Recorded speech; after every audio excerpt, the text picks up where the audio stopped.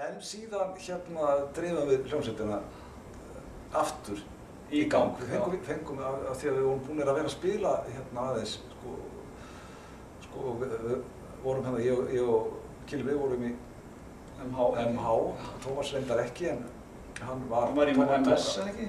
Nei, hann var bara í Vogaskólanum. Já, hann var í Vogaskólanum. Já, ég held að hann hafi bara verið hættur í ljúka námið, en hann var alltaf fenginn, eða af því að það var enginn svona góður bassaleikari til í MH, þannig að Tómas ætti eiginlega að vera ég oft stungið på því að hann verið gerður heiðurs stúdent. Já.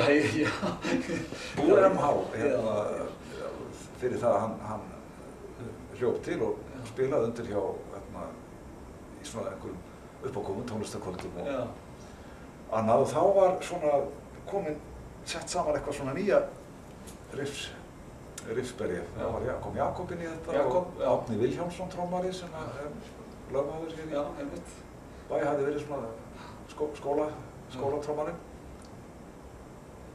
Og þá settum við bandið aftur í gang. Og Jakob kom inn í. Þá var aðeins meiri drift, hann var náttúrulega strax byrjaði eitthvað að reyna fyrir sér í. Höstla svona, hann var forkur í því, þá sem ætti.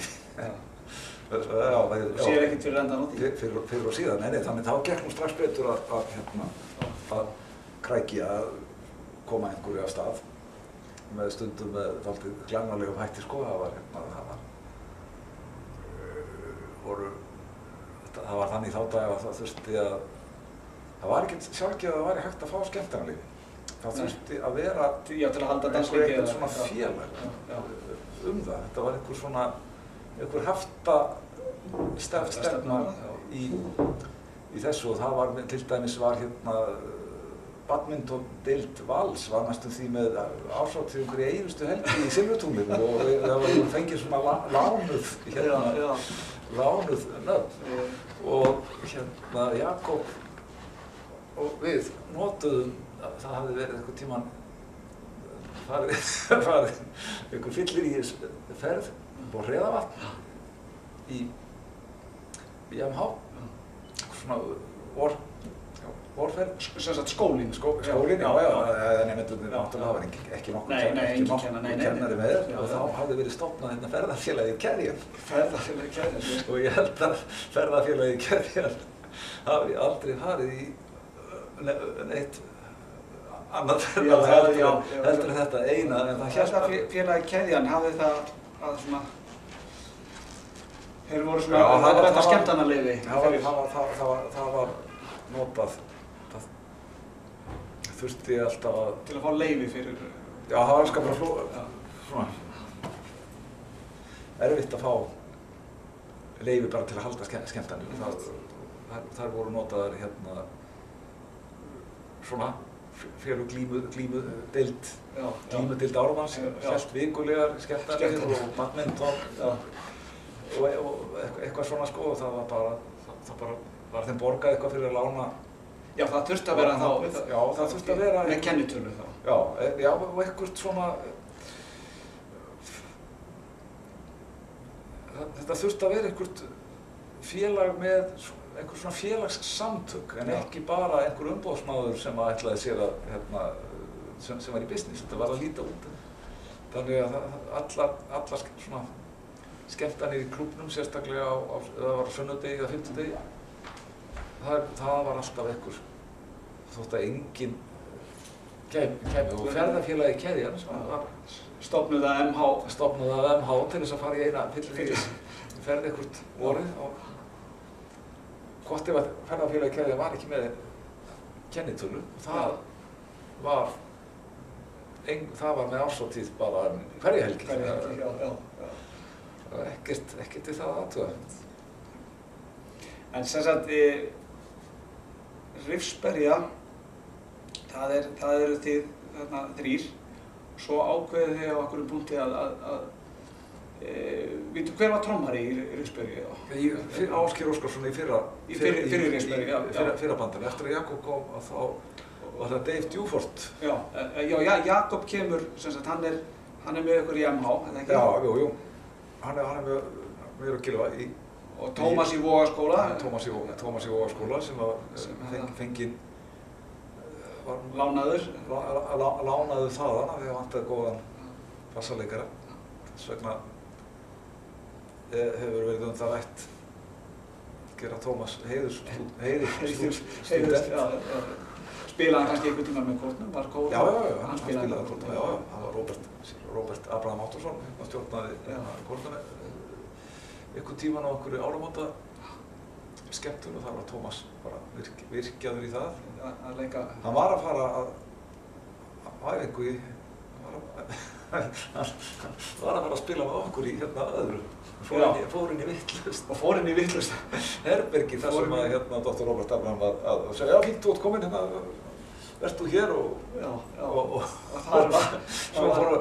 þar var Tómas að spila á Óli nátt á Mumniskín og með kórnum eitthvað áramótaprógram og það var, við vorum að furða okkur á því hvað af honum hefði orðið.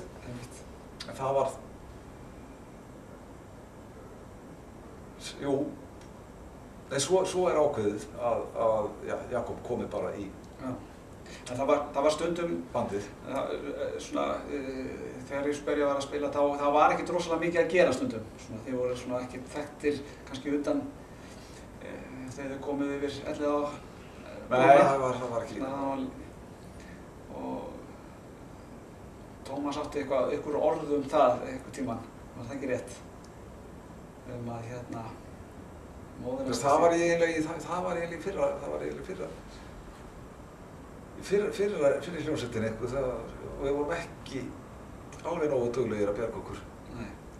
Svona ber okkur eftir björginni og það var Pétur Rakari heitinn, hann var svona, maður hringdi í hann kannski einu sinni í viku og Pétur með og einhvern tímann var það fyrirsjáanlegt að það væri ekkert að gera næsta mánuðin og við sittum þarna hnípnir og vorum ekkert að vinna, náttúrulega, það var venjuleg verkamannavinna og allt svoleiðis var. Þið voru alveg fyrir neðan okkar virðingu. Þið lituð á okkur sem listamenn eða bara hljóðfæraleikara. Professional. Og það verða svona slær þögn á mannskapinn og Tómas segir þetta er ægilegt, þetta þýðir bara eitt. Hvað? Já, móðir mín verður að fara að vinna allan daginn. Hún verður að taka.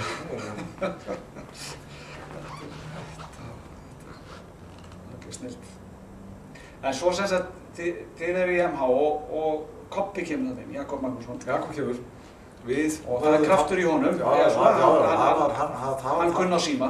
Hann kunni á síma, þetta gekk allt með. Hann var náttúrulega alveg sami framkvæmda fórskólafur þá eins og núna. Og ætíð og þá fór svona að ganga betur, þá var farið að búa til, það var ekki bara setið og beðið eftir að vera hringt.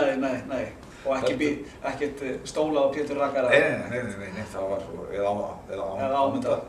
Þessir tveir voru svolítið, það var Pétur Rakari og Ámundi, eða ekki? Og voru einhver fleiri sem? Jú, svo var einhver uppboðsskrifstofa, það var eitthvað, ég man ekkert hverju voru, það voru alltaf einhverjir uppboðsmenn að reyna að svona. En staðirnir, það voru Tjarnabúð var alltaf. Staðirnir í Reykjavík? Já. Það voru heilmargir staðir. Það var Glömberg, Brann og klúbburinn var náttúrulega til, Gamla Sigtún. Já, það var bara NASA, eða ekki? Já, NASA og Röðull. Röðull, já, og Þórskaffi. Nóatúninu og Þórskaffi, það var hægt að kríu út eitt og eitt. Gigg þar. Eitt og eitt. Gigg þar. Og Tjarnabúð, var ekki Tjarnabúð? Jú, Tjarnabúð, Silfurtunglið þarna fyrir efri hæðinni í Austurbæ, það var bara bíósalur núna og Breiðfirðingabúð og það voru unglingaböll meira. Svo voru staðir eins og einhverstað við hliðina á óperunni, hvað hérna Kjallarinn, það kaffi. Já. Ingólfskaffi, það var hægt að spila þar. Það var hægt að spila þar, já, hljómar spiluðu þar oft og svona sunnudögum og það var ýmislegt. Og allt